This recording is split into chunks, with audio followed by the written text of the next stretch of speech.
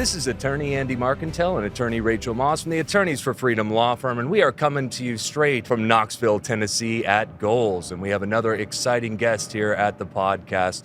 Monty, how you doing, man? Doing great, guys. Thanks for having me on the show here. Of course, brother. Why don't you start by introducing yourself to our listeners? Absolutely. I'm Monte Bowen. I'm the Pacific Regional Director with Gun Owners of America. We're the one hosting this event this year. It's our first one. We're tickled the way it's going, and what I basically do for GOA is I run the states and legislation and different stuff like that, and events, getting our name out, and making sure that we get good politics in the Pacific region. Yeah, I was about to say, you guys got to be happy with how this inaugural event is going. I'll tell you, for our first one, we are ecstatic. Our vendors are happy. Our people are happy. The traffic's been great. So, yep. Glad to have it. Congratulations on what appears to be a pretty successful launch. Absolutely. Thank you. Awesome. You also have a background in law enforcement. Yes. Yeah, I spent a little bit of years, 30 of them, in law enforcement background. So do you want me to tell you a little bit about it? Yeah, please do. Okay.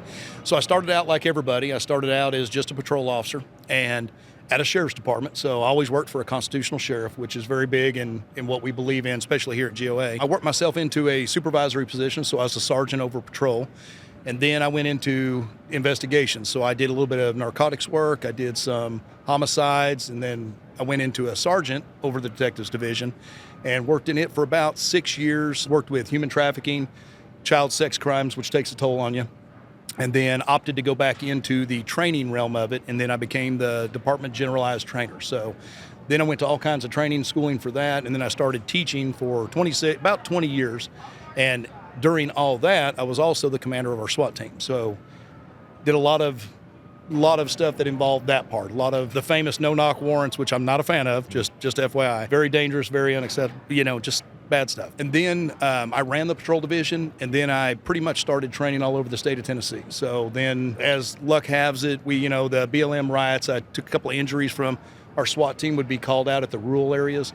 So then I ended up going out and just saying, hey, I have my 30 years in. It's time to retire, let the younger guys take over the realm. And then went into GOA, and something I'm passionate about is our Second Amendment and our Constitution. Yeah, it's a tough time to be a cop right now. It is, and I remember when I first started, we were talking, I had an older gentleman say, I'm a dinosaur. And at that time, literally I was 18 years old when I became a police officer. Did not need a badge and a gun at 18 years old. I mean, the male brain doesn't fully develop till 27. Right. So it puts a lot of stress. But when you look at it, I spent a really good career, long time, seen a lot of things, done a lot of things, but I became that dinosaur. And then, so it was kind of neat watching, all the people that I've trained in the academies and different realms and be like, it's my time to pardon out. So now what do I do? Because I'm 50 years old. And I enjoy, and I'm still passionate about doing something for people, because that's my whole background. Mm-hmm. And so that's where GOA led me. So then turns out I just get to meet great people all day long. Yeah, what do you do with GOA? Tell us about your role. Yeah, the biggest thing we do is I run New Mexico, Arizona, Nevada. I got Hawaii and Alaska. They don't send me there a lot, obviously. We have to be tight with our money, and because I'd go to Hawaii in a minute. Right. And then, of course, I run Oregon and Washington, and I'm fixing to probably be into they're switching our areas a little bit, so I'll probably take in Utah and Idaho. But what I do is I work, not only do we do events and reach outs in those areas, because we're a small organization that does a lot of work, but we also track good and bad gun bills. So then when we find bad gun bills that are trying to limit our constitutional right to bear arms, then we go in and we attack those by trying to make the legislators understand that we, the people, are the one that put them there. And then on good bills, we try to get those past the houses and the senates and the state level, and then get them on to the governor's desk to get signed. Okay. So basically, we do a lot of things for GOA. It's just, our biggest thing. And one other little caveat is also on elections, we really work to get good constitutional people elected. So if we have a Republican, because right now we're not a party partisan group. We're a Second Amendment constitutional group. So if you're a Democrat and you're for our Constitution, we support those people. If you're a Republican and you're for our Constitution, we support those people. If you're a rhino, we're coming after you to primary you to put somebody else in there, and that's what we do. So it's like, Ron Paul said, we're the pit bulls of the Second Amendment, and we love it and we wear it.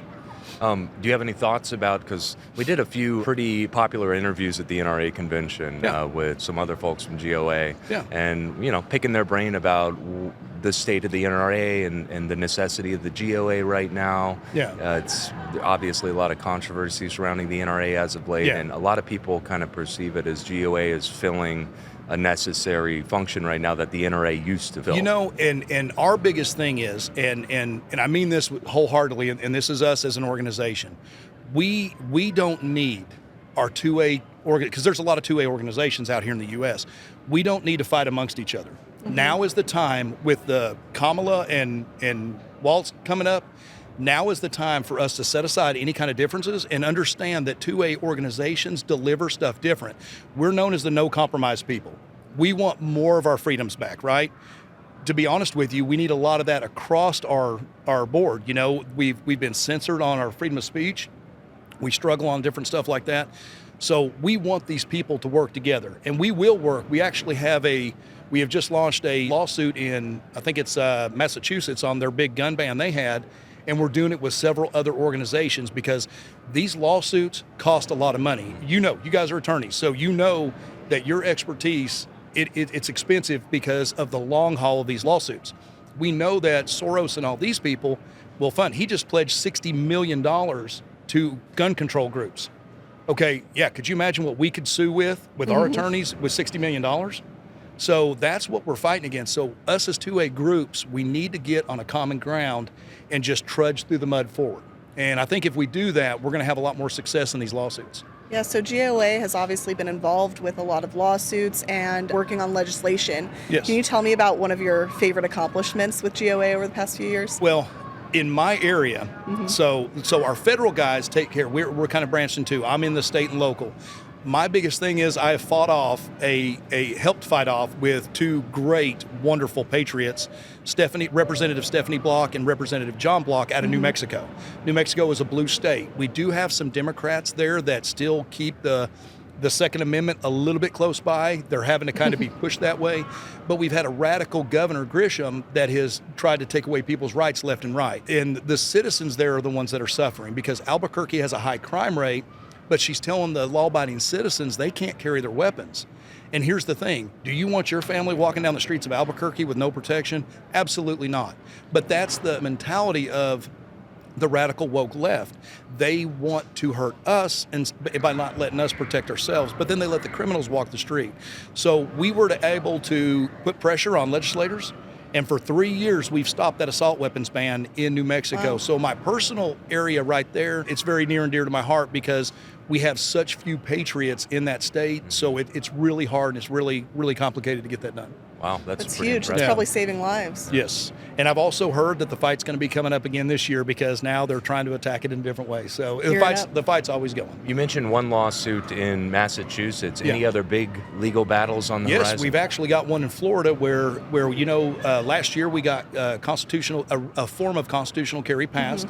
And here's what I want the people to understand. When we go for a constitutional carry, we believe that you have the right to carry a firearm, and you shouldn't. Now listen, I believe in training. I believe responsibility of a good gun owner, you should seek yourself training. But our rights should not have stipulations. They're God-given and they're given to us, and that right is freedom of speech. You should not have to be trained on how to freedom of speech, right? So we believe that you shouldn't have permits, you shouldn't have the checks and the balances that they put so many stipulations on just that right. And so that's where we fight. So in Florida, we've got a big lawsuit we just launched on the open carry because they passed a rendition of it, but then they don't want you to open carry. Because a lot of people have this stigma that if somebody's carrying a gun in the open, that they're going to go do harm. And we've got to get away from that stigma because law-abiding citizens are not the ones that are hurting people. I guarantee you, as many guns have you seen people walk through here with and 0 incidents. Because good people just don't do bad things, but evil will find any means. If they were to magically snap their fingers and do away with all guns, you'll see stabbings go up. Right now, you can pull up statistics. We've already seen this in Europe, right? Yeah. Well, claw hammers in the U.S. kill more people than anything. Do you know what the most people die from the most is hands and feet? Because people get choked, people get kicked, bludgeoned objects, baseball bats, claw hammers. They kill a lot of people, so how are we doing that? If somebody gets in trouble for DUI, we don't demonize the truck they used. We demonize we say, okay, the person who did it was irresponsible. And we've got to get back to that. We've got to get back to that and take the fact that the gun is just a tool. It's just an apparatus. Yeah. I know that in the UK, they complete firearms ban. Yep. And it's the violent capital of Europe. Yeah, Violence capital of Europe. China's worst mass killing was a guy with a samurai sword, and 22 kids died. Yeah. Okay, so listen, evil will keep doing evil things. They're not going to stop. Yeah. And of course, we see it in our south of our border, right? Mexico, total Absolutely. gun ban for the citizens. The violence there is out of control. And the cartel have all kinds of guns, have right? the guns, Yeah. right. And see, and that's what a lot of people don't realize too. With our open borders, they're funneling guns and just like fentanyl. You know, we've got all this drugs and guns and stuff coming across the border. Well, that's going to the black market and to the criminals. So, but they want to take our right to bear arms away from us. Right. And to be honest with you, that's why we got to have people like you guys that stand up and also fight for people's rights, and good attorneys that are smart and trained on the constitutional rights. So, so hats off to you all as well. Right, thanks, man. Yeah, I mean, the way that I see the Second Amendment, it performs three really, really important functions. And in my view, they're kind of in order of importance. Yeah. Number one, at the top, we need an armed citizenry to prevent a tyrannical government. Absolutely. Absolutely. That is, to me, the most, it's more important than an individual's right to self-defense. You're absolutely Is keeping correct. one's government in check. Of course, Yes. that's a form of self-defense. Well, look at anywhere. Look at what Hitler did. What was the first thing he did? He took away the rights of the citizens to arm themselves. And then what did he do? Then he annihilated populations. Because we know that a tyrannical government, if you cannot arm yourself, then that's what they're going to do. And yes, that's the key thing. Our Second Amendment, the most important thing was for that right to protect ourselves from a tyrannical overreach. And, that's the one thing that I like, because a lot of places will tell you, oh, no, it's for hunting or self-defense. No, it ain't. The first and foremost reason is that. Now, your self-protection and all your freedoms come off that. But the first thing is tyrannical government. Yes, Absolutely. absolutely. And what you said about you have this convention here full of responsible gun owners, Yes. no incidents and everything. We made a promo yesterday where we said, we're coming live from the safest place in Tennessee right now, surrounded Yeah. by responsible gun owners who love freedom. And we had a range day, and we had over 300 people over there shooting all kinds of weapons, fully automatics, all kinds of different stuff, and no entries. Because, they're responsible people. And I think that's what the left and the woke like to label us is irresponsible people, because we choose to be an advocate of firearms. But police, judges, attorneys, I know a lot of our attorneys back where I was from, they all carry guns, because you guys deal with some clients that are mental ill, that have issues, and may frankly not like the fact of their outcome of their trial, and you have the right to protect yourselves too. Another of the reasons that we have you on the podcast, in addition to you being involved in GOA, is because we wanted to pick your brain on the Sonya Massey shooting. Yeah, absolutely. We're criminal defense lawyers, and we love doing these videos. They're pretty popular on YouTube, where people see us kind of break down a shooting, and we always love it when we can get a law enforcement officer on to kind of give their thoughts. Yeah. So for anybody who's not familiar with this particular case, everybody is talking about it right now. You should watch the video. And it's a good example of a bunch of what not to do's. But we're going to break it down for you. So just to set it up, I know you've seen us analyze this before, but basically we have Sonya Massey. She makes a distress call to 911. She says, there are some trespassers in my backyard. I need help. 2 officers arrive at her house. They investigate the surrounding area of the house. They don't find any trespassers. They knock on the door. They speak to Miss Massey, and they see some signs pretty early on that might indicate to them we might be dealing with somebody who's maybe mentally ill, maybe on drugs. She doesn't seem exactly like she's fully there in terms of capacity. And so one way or another, they end up inside the house. It's not exactly clear from the body camera video, but it looks like at least one of the officers is invited inside. They go inside, and then this exchange happens. Time for your paperwork. I don't know where my ID is. You got in that stack right there, maybe? 1 second. Check on her. Let me get this. No, we don't need a fire while we're here. Right. Okay. Let me see. Okay. Where you going? Huh? Where you going? Away from your hot steaming water. Away from my hot steaming water? Yeah. Oh, I would rebuke you in the name of Jesus. Huh? I rebuke you in the name of You better not. I swear to God, I'll f***ing shoot you right in your face. Okay, I'm sorry. Drop the pot! Drop the pot! Drop the pot! 19 shots fired. Shots fired! Shots fired! All right. Whew. Yeah, that's kind of hard to watch. Tough video to watch, and it must be tough for you from a law enforcement perspective. Yeah, too. I've seen this incident play out. I can see it play out many a time. No, not that exact incident, but that type of incident that we deal with that constantly in law enforcement. Do you have some?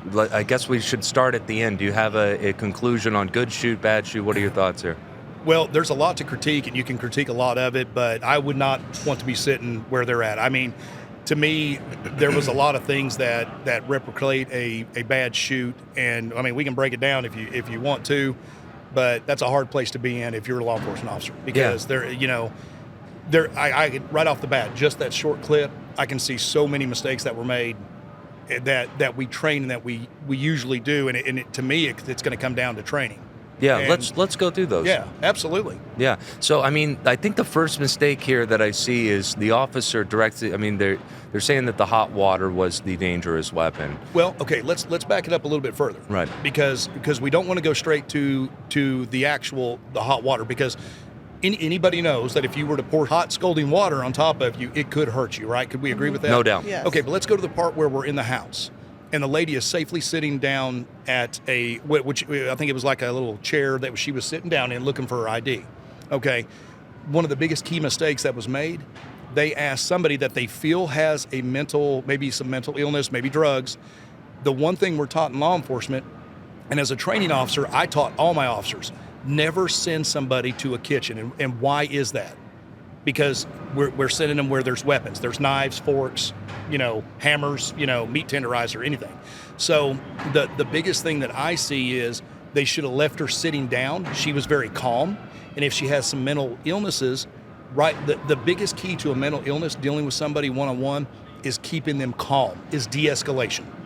What is the worst thing we can do as an officer on a mental illness is to raise our voices. Because when you're dealing with somebody with mental illness, when you raise that voice, they automatically go into fight, flight, or freeze. And most of the time it's fight, because the mental illness, they could be hearing voices, it could be a chemical imbalance, it could be a drug use problem. So it sends them into that optic where they're trying to reach over top of you. So in de-escalation, we like to talk as slow as we can, real calm, real low, because if we're talking low, they're having to be quiet to hear what we're saying. So number one mistake, you sent her over to the kitchen to deal with the pot, when the other officer, he should have looked at him and said, hey, go shut that water off. Mm-hmm. Because I understand the thoughts of a fire or the water boiling over and having another issue with that. So he could have walked over there. I mean, I'm not the smartest person in the world, but I think we all know how to turn off a stove, even if we don't cook. Turn the stove off, move the pot, and you've took that situation out. Plus, tactically, it gives them advantage, because now the officer would be blocking the entrance to the kitchen. Mm-hmm. Okay? That's a very good point. So now you have kept the person that you're dealing with, whether it's violent or not, you've kept her in that little safe zone where she's in a chair sitting down, she's at a disadvantage.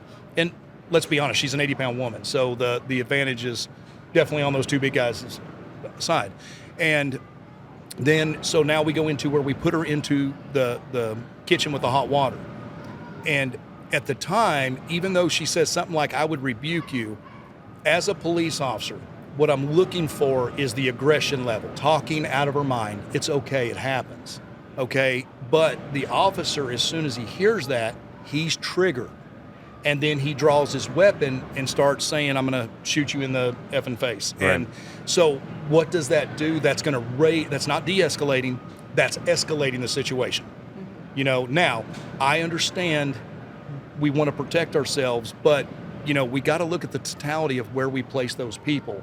And that's the reason why I feel, just outside looking in, that it was a bad shoot, because there's so many different scenarios that they could have kept her out of that situation. Yeah, they put themselves in a situation that was likely. They kind of rolled it in there. It will see. And now let's take the pot of water out there. What if she grabbed a knife? Well, you just send her. It'd be just like sending somebody into a gun room. We take them out of there. The reason why we don't want to deal with people in their bedrooms is because a lot of people that own weapons have them in their bedrooms, right? Mm-hmm. Or close by. That's why if you see when you walk into a room, if they have a lazy boy that you can tell they occupy a lot, we usually don't like to let them stay in that chair, because that's their comfort. That's where they would put a weapon or a knife or something like that. So, they had her at a tactical great advantage at first, because she was looking for her license. And that's where they should have worked the call.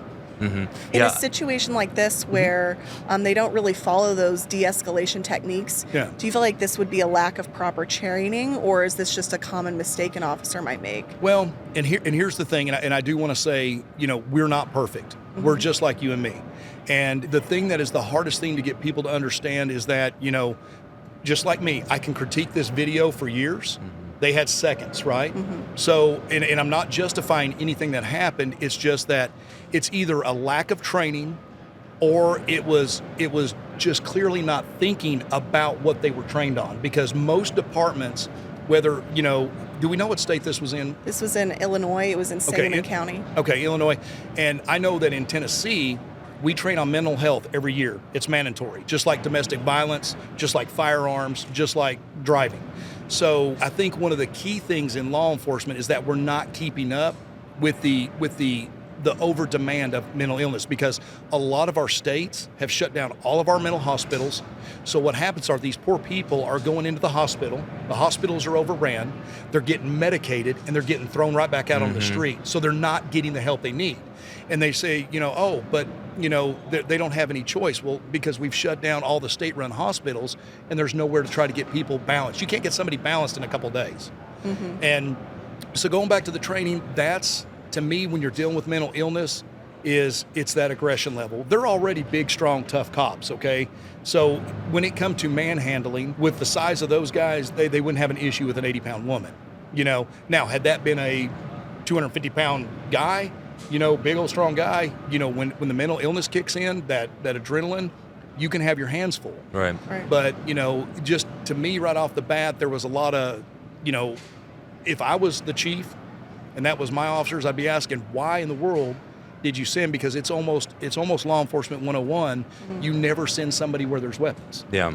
Yeah, I think that was definitely a mistake to send her into the kitchen. Absolutely. We talked about this in our previous analysis. If I was defending the cop here, and I was trying to show that they were facing an imminent threat of serious physical injury, which is sufficient under Illinois law to discharge the round. Correct.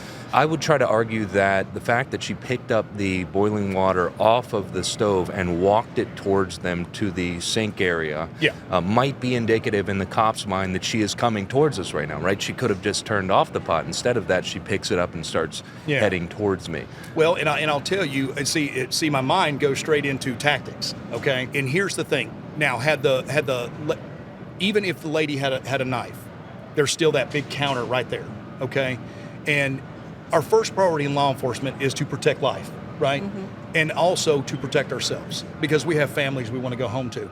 A pot of hot water can damage, but we had a barrier there. If the officers would have, in my opinion, what I would have probably done, and like I said, this is Monday Night Football in the perfect scheme, I would have probably moved to my left flank a little bit to put a little bit more distance in between me and her.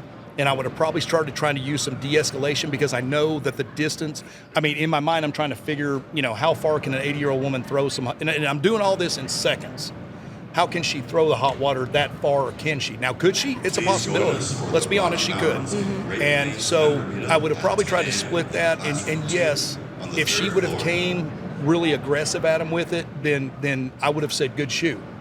But, a lot of it is, it's such a hard time to judge on how far someone could throw. So, yeah, if you're defending it, it's, yes, the water could hurt them and maim them and everything like that. But, again, I go back to the part where, why did they put her in that situation? I would have simply just walked over, shut the eye off, moved the pot, dumped it out myself while the other officer was engaged with her, and kept that scene really, really low key. Yeah, you make a really good point, which is, in most jurisdictions, this one's included. If you place yourself, kind of buried in the self-defense statute as a subsection, if you place yourself in a situation where self-defense is going to be absolutely necessary, you forfeit your right to claim self-defense. Yeah. So it might be interesting to see if there's a fight in this case over whether this officer even gets a self-defense instruction. Yeah, and that's going to be a lot of it too. And here's the thing. When I was in law enforcement, I was involved in several altercations and several situations where I had to be critiqued very hard. And I'll be honest with you, and it hurts. And it hurts to have somebody in law enforcement sit there and your brother's in blue. But listen, we're all responsible for each other. One bad apple ruins it for the bushel. And so I expected to be critiqued harder than anybody else. My training, the first thing that they were sued for, the biggest thing law enforcement is sued for is failure to train. So I was directly the person that was getting in that lawsuit. So when officers did bad things, they were the ones that sued me and my training, because I'm teaching this stuff to them. Right. So it was a big responsible for me. That's why I take to heart, and I don't mind critiquing our brothers in blue, whether it's good or bad. Listen, if we did it, it's all on video. It's nothing that, and that's the part that's kind of hard for people, is to take that constructive criticism. We talk about it all the time. Can't wear your heart out here. This is going to sting, but you did wrong. Yeah. So we have this 80-pound woman now who's, after he points the gun at her, and actually to back it up a little bit, I think it's pretty clear that the officer misunderstood what she meant by "I rebuke you in the name of Jesus," right? He clearly took that as a physical threat of some Yeah, sort. and see, that's the thing, and what we have to understand is with mentally ill people, there's some good programs out there, and I used to take my officers through this. They actually have headsets and eye gear that they put on you that shows you what somebody with mental illness is dealing with. This is some of the best training officers can get, because they actually learn what the person is seeing and hearing, right? So then they have somebody scream at you. Like, I would put this headset on one of my officers and then I would start yelling at them, and it amplifies, and what it does, it's amazing. Wow. But then I start talking softer, and I start talking nicer, and I start talking with a low breath, and I start mimicking. A lot of stuff is you mimic what you want them to do. So I would breathe in, and I would show them that I'm breathing. That, and all of a sudden the headset and the eyes start to de-escalate the situation to show you what somebody with mental illness is dealing with. Because that's what our biggest problem is, I think, that law enforcement's dealing with, is the high volumes of mental illness, because it's so prevalent. Right. And the worse the economy gets, they're struggling for money, they can't eat, they can't get services, insurances drop them, insurance is high. And it's just a compile of, you've got to go back to our de-escalation techniques and what we're trained in. And sometimes, like I said, I would be, if I was an attorney, the first thing I'd do is I'd pull the training records to see what kind of training these guys have had. Absolutely. Yeah. During the defund the police movement, I know a lot of people were advocating for officers being less involved in mental health calls and having mental health professionals respond to a scene like this. I see some concerns with that kind of attitude, obviously, for those individuals' safety and for de-escalation. But do you have any feelings about that kind of attitude? To me, that is probably one of the most ignorant things I've ever heard of, because here's the thing. You're sending somebody that is good with mental health, right? But they don't see those people at the moment of crisis in an uncontrolled atmosphere. So I'm sending somebody to somebody's house, and we don't know who their family are. We don't know what kind of drugs they're on. We don't know about weapons. What's to say that if they did do this, the woman didn't pull out a gun and just shoot the person that's unarmed? So my biggest thing is, and you can't send them with police. And the reason is because now we got to take their safety in control, or in understanding, and now we're having to protect the mental health person and deal with the mentally ill person. So it's not a good program. You want to help law enforcement? Get good training programs on mental illness and cater them to help law enforcement. Don't say, this is what you have to do. Say, this is what we can help you do. And that's what I strive to do whenever I trained on it, was I would get people from mental health facilities, and they would explain to us what they're dealing with, because then it gives you the sense of, okay, well, I can use this tactic to bring the situation down. If you walk in and just start yelling at somebody with mental illness, you're going to be fighting that person right off the bat, because they're scared, okay, or they're manic and they can't control their thoughts and they cannot bring that down. Yeah, on the subject of the officers inappropriately escalating this situation, even when she says, "I rebuke you in the name of Jesus," and the officer clearly misunderstands that as some sort of physical threat, you can hear the cadence of her voice is kind of soft. She was soft. She's not escalated. Yeah. And that's the thing is, as a police officer, it's just like a crime. You have to get all the little things. You have to pick up all the things. Now, if she would have started screaming, and I'm going to and just act it, then, they may not be able to talk slow and get them off. They probably need to revamp that and back up, and maybe back up just a little bit and put some distance, because they're still in the house, they're still dealing with it. Put it this way, if she had a gun and they decided not to fire, do you think that they would have put distance or put something in between them? We're taught that, okay? I've had barricaded subjects that I just didn't walk up to the door that they're barricaded behind and start talking to them. I know better than that. Okay, so I would do it from a safe location. And at that time, if they felt like the pot of water was an imminent threat on their lives, they should have kind of maybe just got a little bit better. Put a little distance Put there. a little distance, Yeah. put a little bit tactile, and start talking it down. But like you said, the whole part where she was like, "I rebuke you," and then she said it so soft and so calm. She wasn't upset. She wasn't manic. She was just, yeah. And she's probably, I don't know the age of her, but she's probably got some age on her, and you worry about dementia. You worry. There's just a lot of things you got to take in, and it's hard as a police officer.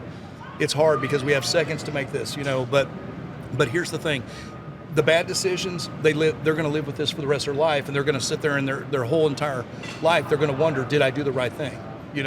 And they're going to watch this video until they're sick. And then they're going to be struggling with PTSD because they probably, depending on how the outlay goes, they could lose their career. They could be civilly sued. I mean, all over, is it a training issue, or was it just purely just bad policing? Yeah, the shooter is currently charged with first-degree murder. I don't think there's been charges for the other officer yet, but there's some speculation he might get charged as well. But that point that you just made about putting a little bit more distance between them and Miss Massey was my main critique. That's the main reason why I concluded in our original analysis of this video that this is a bad shoot. And this has to do with the imminency of any perceived threat. Like even granting them that the boiling water, when thrown on somebody's flesh, can definitely cause serious physical injury and is definitely justified. If you're facing an imminent threat of boiling water, you get to shoot that person. Yeah. I'll grant that. Yeah. But the water goes about as far as you expect it to go. It went about 2 feet. You can see it very clearly in the video. Yeah. And so when I see people saying, "Oh, well, as soon as she threw that hot water, they have free range. They can unload at that point." And I'm gonna throw a little caveat in this. Does the department have tasers? Do they have other means of non-lethal stuff? Because I know we did. We had tasers, we had pepper spray, we had, and in that situation, maybe it would have been good if the officers legitimately felt like their life was in danger, or because we know a pot of water can only travel so far. It's not a gun, it's not a knife, right? And it's got one shot. One shot. Yeah, one literal throw. But the thing that we look at is, why didn't the other officer, if they do have it, I'd be interested to know if they did. I couldn't really tell because they're belts. But why didn't he go and maybe flank the right side and just put, an electronic device on her, and and that would have been sufficient. She would have still been okay. So, there's a lot of what ifs. But like I said, I go back to my original thing. Why did they send her into the kitchen? Why not just go over there and turn it off yourself? And I know for a fact that if I'd have been involved in that, that's the first thing I'd have done. Is I'd have looked at my backup officer and I'd have said, "Hey, go shut that pot off." And ma'am, I would have told her. I wouldn't have done it without her knowing, because that's what you deal with when mentally ill. Hey, ma'am, I'm going to have Officer Bowen go over and shut off your water so it doesn't burn or hurt your stove or something like that. And when you're talking to them and you're letting them know that's that part of that de-escalation. And suppose she says no to that. She says, "No, he's not allowed to go into my kitchen." What's your next step? Oh, but see, and then now we change it, and I'm going to say, well, listen, we have to, because, and I'm just going to keep talking to her as he goes and does it. Because, or maybe I let it sit there and I just tell him, "Hey, keep an eye on it. And if it starts to become a problem, then let us know." Because if it's, and if it's not an issue at the time, then we can face it here in a little bit. Yeah. So a lot of that is just trying to, and that's the problem with a police officer. You have to be fast on your feet. You got to be thinking. If they give you a blockade, we've got to figure out a way around it, right? So if she said no, okay, that's no problem. Just have the officer kind of creep over there, because while she's looking for her license, he could probably walk over there and turn it off, and she'd never even know. Because if you look, she was knee deep into her purse looking for her ID. And then I go back and throw another caveat in it. When they went outside and they found out there wasn't an intruder and she might be mentally ill, it is not against the law to be mentally ill. It's against the law to do criminal things, right? So have they worked with this lady in the past? Most mentally ill people, police have dealt with her in a large capacity and several times. And then so to me, I'm like, okay, why did they just not check the area and say, "Mrs. Massey, we've checked everything. We don't see it. Everything looks good. Are you okay? Are you good?" "Yes, I'm fine." "Okay, everything good in your house? You're good? Okay, good. All right, you have a good night. If you need anything else, please call us again. But there's nobody out here. We've checked several times. And I'll tell you what we'll do. We'll drive by 2 or 3 times tonight. We'll shine a light in your driveway and in your yard just to make sure the guy don't come back or nobody's around." And and I think what law enforcement has lost in this country is that ability to communicate with people. Everything is texting, everything is an iPad. Our kids are growing up where it's all phones and everything's done here. And I remember back when my kids had a first date, they were in the back of the car and him and his girlfriend were texting each other. And I'm like, are you serious? She's like right there. Just say, hey, you look nice tonight. And I think that officers have lost that communication ability to really just talk to people. Because I guarantee you, that's what we would have done to begin with, and we may have not even went into her house. I'm glad you brought that up because we're only showing the action in the video here, but the whole video is half an hour long, and it shows the entire situation that happened leading up to the officers entering the house, and it also shows them leaving the house. And certainly that stuff, the conduct you just described of trying to be a good officer and check on her, an actual, like somebody who's an employee of the person that they're there for, because that's what cops are. They're our employees. Yeah, we're employees by the people. So that's that's the key thing. And like I said, I can't stress it enough. We have lost communication abilities, and that's where our training in law enforcement and my person. Now I'm retired, so I'm not in it anymore. So now I get to be the backseat bus driver, right? But that's the which way we've got to steer people. We've got to steer them towards, back to the roots where community policing, talking to people, and learning just how people are. And not that everybody that's mentally ill is breaking the law. Not everybody mentally ill is wanted for a warrant. You have an 80-pound woman. What is the keys? What is she giving off? She looked like she was older than let's say she was in her 50s or whatever. But what's the keys that you kind of felt like she was a violent person, or she's wanted by, she would have not gave me any clues that I would have needed to go into her house and further an investigation. Yeah. The point that I was getting to was their conduct, the officer's conduct captured on the body camera before they enter is pretty much the polar opposite of the conduct that you just described, of concern and trying to help her. It's essentially they're talking shit about her, they're being rude, they're having side conversations. This bitch is crazy. Oh, God, I'm glad you didn't show me that part of the video, because then my whole aspect of the whole rest of the video. That's why we didn't play it. And I'll tell you this, because that would have actually tainted the rest of my...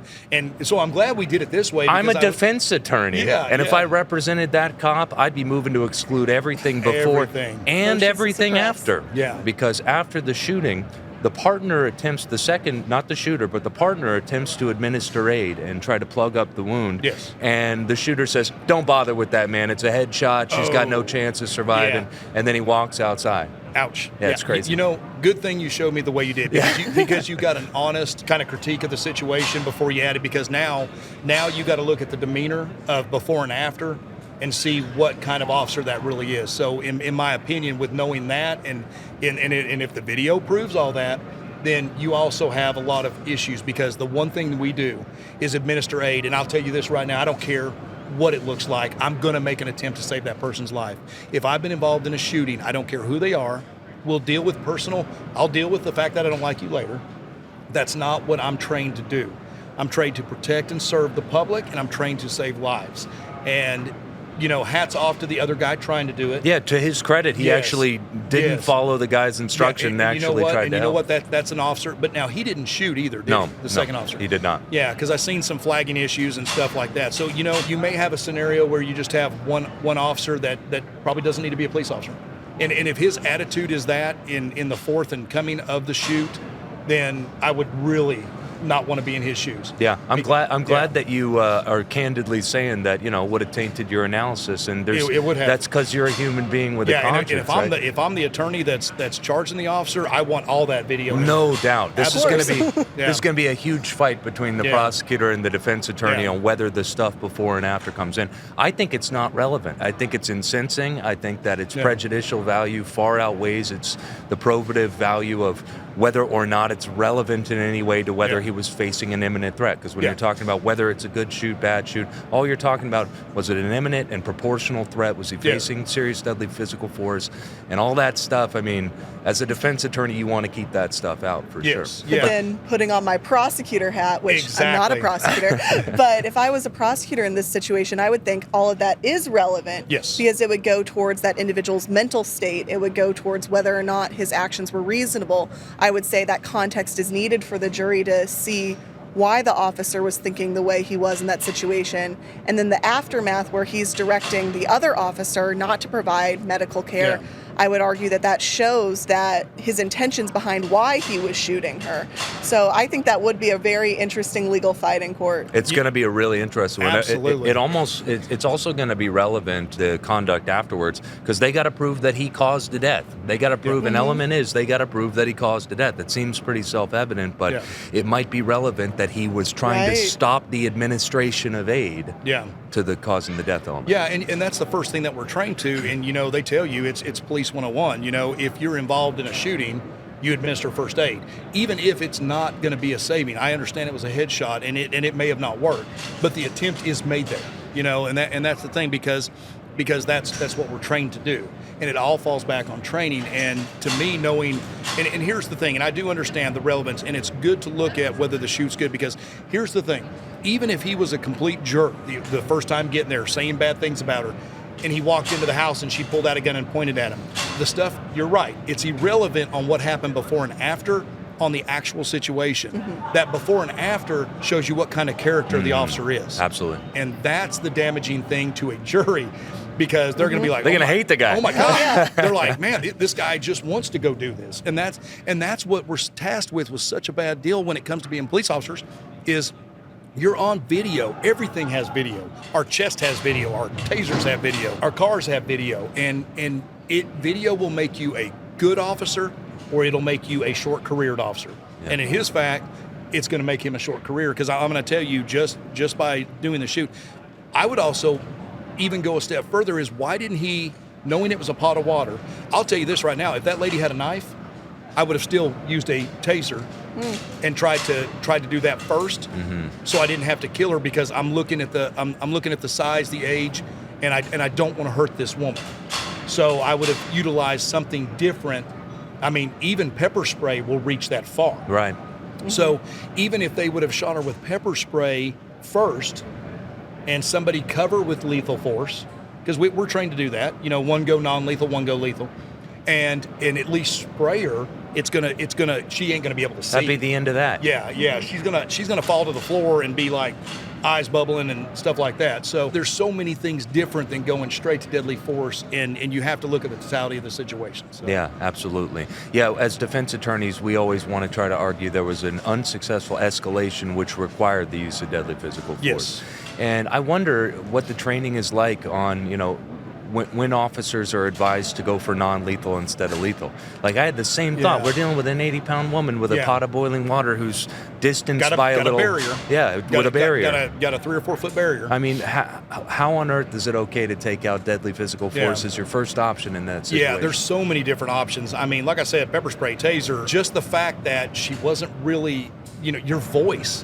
Had he been like, ma'am, listen, I don't understand what you're talking about, but hey, if you'll put that water down, come on over here and let's talk. Come on over here, yeah. That's the thing. Number one, she should have never been in the area, but now let's bring her back out of it, okay? Let's talk to her calmly. Let's and a lot of times people, if you're laughing and you're being nice, it's that de-escalation process, and so many red flags when it comes to seeing some of the mistakes that were made. Yeah, it's hard to watch too. Yeah, and the footage before and after, I'm glad we didn't show it to you now. It has the public talking about, this is an officer who was looking to kill somebody that night. And that's what they're going to pin it. That's the direction that, if you're a prosecutor, if you're a defense attorney, you don't want that out there. You do not want that out there. But if you're a prosecutor, exactly what you said, ma'am, they're going to want to show that demeanor. Right. So we know this officer is now going through the criminal justice system right now, being prosecuted. We talked about this recently with an expert, but I wanted to hear your thoughts on qualified immunity for officers. Yep. What are your feelings about that? I think qualified immunity, I think it's a must. And I'll tell you, the minute you take it out, you're going to lose good officers. Ask New York City. Yeah. Okay, they have lost 500 to 1,500 officers over the past probably 8 years. And think about this: if you have a position of qualified immunity and you're stuck in places where you have to make split-second decisions, if you don't have some sort of protection, they're not going to go do these decisions. You're not going to see officers come help you. Nobody's going to do it. They're not going to do the job. Look what they're getting paid. Okay, they're getting paid anywhere from $45,000 to $55,000 a year, unless you're in a big city. So, are you going to risk your entire life and limb over over a lawsuit. But now on criminal aspects, I understand there's certain parameters and stuff like that, but qualified immunity has to stay in law enforcement, or your law enforcement is going to be horrific. It's not going to be worth anything. So you might as well just give it up, because you're not, number one, we're not getting the officers to even do the job anymore. And number two, the quality of officers are dropping because a lot of people want better pay. Look at inflation. So officers are getting shit from both sides of the political aisle now. They are. We got on the left, tough. we got defund the police, all Yep. cops are bastards. And Yep. from the right, there's a growing distrust of police officers. Absolutely. We've been noticing. It's, they're all basically captured by this government that's trying to take our guns, and we have an inherent distrust of officers. It's tough to be a cop right now. It is. And one of the things when I made my decision to leave is I seen how it was going in the world, and I seen, it's the constant battle. You're loved and you're hated at the same time. They love you when they need you, they hate you anytime else, right? Yep. But again, Same with criminal defense attorneys. there you go. Yeah. Hey, I love you when I need you. But one of the biggest things that I think our training academies are making a mistake is, number one, we're funneling people through so fast. Our academies are getting smaller and tighter and faster, and we're trying to run people through. So we're not getting really good candidates. We're saying, hey, look, the sheriff needs this guy because they're 6 people short. He really don't need to be a cop, but we're going to go ahead and push him through anyways. And so there's no accountability when it comes to, okay, no, you just don't need to do this job. Because I'm telling you, I don't need to be an attorney. You don't want to hire me to protect you. You want to hire these guys, right? But in police work, I may not want you all to be a cop. You might like, I'm not. So there's people out there for it, but it all reverts down to training. We're not training, and we're not being selective on what we're doing with some of this stuff. Yeah, I think the basic market principles is we got to rethink the police as a society. If we really want to attract our best and brightest, we got to rethink about ways to incentivize our best and brightest to pursue that career. Let's make it a career that that you're not defunding, that you're actually funding, and fund those guys with great training. Number one. Fund them with the equipment that they need, just like this department. I'd like to know if they had pepper spray, taser, stuff like that. If they don't, they should have them. They need other means than just a gun and a stick. Those days are over with. Heck, at my department, we carry tourniquets, not just for us, for other people. Because this world has changed and it's evolved. There's a lot of evil. So, if that's where we need, when people talk about police reform, no, just help them have the tools to be better. And pay them more. Yeah, pay them more. Make it a more esteemed career. Yeah, so that when you decide, like, I want to go into a career, that police officer is a viable choice if you want to make a good living and retire comfortably. Yeah, and if you give those incentives, and here's the thing, how about making it a retirement that they can actually do? I wouldn't want to tell you what I make from being retired after 30 years. It would embarrass you. That's why I keep working a full-time job. Which is shameful. Which is shameful on our society's part. And we need to drop the years. 30 years is too long for us to be doing such a stressful, traumatic job, right? That needs to be around 20 to, the feds are 20 years. The reason is because it's the stress, and they know that you get to a point where, so much stress over so many years is traumatic to everybody. That's where most of your officers are having PTSD. So they've got to start looking at these type of things to evolve the training and to get, number one, better trained officers, better training, and they need to focus their money. And the left wants to defund us. How about fund us? How about give us more money for training, more money for tools? That's what we need. And give them higher salaries so that it incentivizes. I'm going to keep harping on that point, because we are not, in my view, we're not getting our best and our brightest in this country attracted to law enforcement right now, and it's our own fault. It's because absolutely. we've made it an unenviable position to be in. Nobody wants to be. A cop, we pay our school board and our principals. Like, I know from where I at, they make $100-something thousand a year. So okay, and don't get me wrong, our kids are precious, but our teachers are the one making our kids, right? Mm-hmm. They're not making that much money. So to me, we're paying the wrong side of the fence. Yeah, we've put the incentives on the wrong place. Yes, we put the incentives on the big leaders, and then they give themselves nice raises, and then all the other small people, they're not making enough. And that's why you're finding people not wanting to do teacher jobs, not wanting to do law enforcement. It's sad. Well, we wanted to give you a chance to plug the GOA or a website or whatever you want people to check out. Absolutely. Gunowners.org. Go to the website, check us out, join us. We're $25 a year. Join our fight to keep away tyranny and keep away your constitutional rights to bear arms. As it says, it shall not be infringed. Infringe is a very powerful word. And I don't even know if do you have a defense on the word infringed? It's pretty tight, isn't it? Yeah, it is. It is pretty tight. So join us and become a part of our fight. I have to say, you're an ardent professional. You looked right into your camera and told people. Everybody go check it out. We'll throw the links down in the description. Also go check out attorneysonretainer.us to learn all about our self-defense program and what it can do for you. Check out attorneysforfreedom.com to learn all about our law firm and how we defend our clients. If you like this video, leave a like on it, leave us a comment down below, and share it with a friend. Until next time, this has been Andy Marcantel, Rachel Moss, and our good friend Monty signing out. Peace. See y'all.